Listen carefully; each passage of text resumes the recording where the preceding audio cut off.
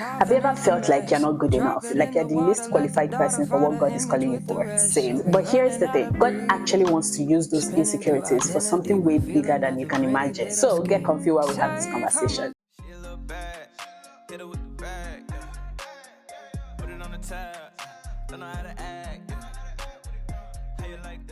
Hey guys, welcome back to my channel. My name is Anike if you're new here, and if you're not new, thank you so much for coming back. I'm so excited to see you guys again, of course.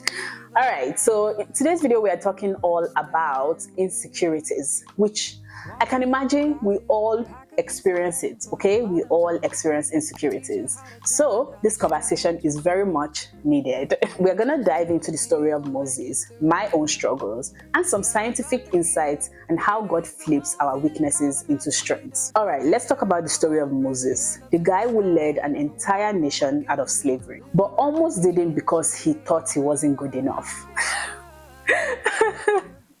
Wild, right?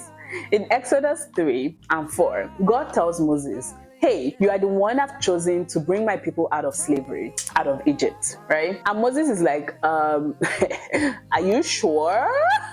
Are you sure about that? Do you mean me, Moses, me? This was in Exodus 4:10. Moses said to the Lord, pardon your servant, Lord. I have never been eloquent, neither in the past, nor since you have spoken to your servants. I am slow of speech and tongue. Basically, Moses was saying to God, I'm not a good speaker. I can't do this. And honestly, I get it. Maybe you do too. Maybe you feel like you don't have the right skills, the right background, or enough confidence. But listen to how God responded to Moses. In verses 11 and 12, the Lord said to him, who gave human beings their mouth? Who makes them deaf or mute? Who gives them sight or makes them blind? Is it not I, the Lord? Now go, I will help you speak and will teach you what to say. That hits different, right? God isn't asking us for perfection. He's just asking for our obedience. He doesn't call the qualified.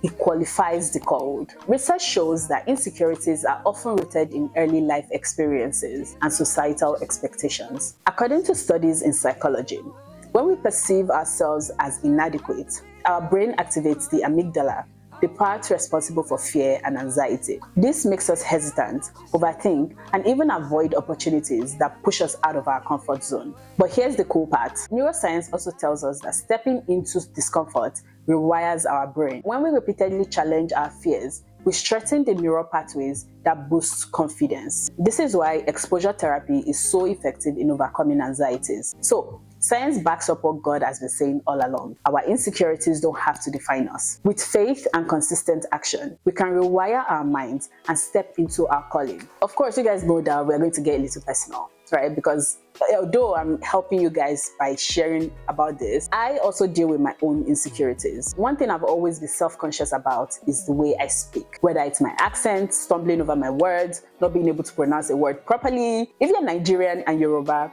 you probably understand what I'm trying to say. We have this thing about us where we sometimes have problems pronouncing certain letters like R or H. Okay, if you notice the way I talk sometimes, I might put emphasis on some words. That's because I am intentionally trying to pronounce them because they don't naturally come easy for me. And this would often make me feel like people will not take me seriously. But see how interesting God can be.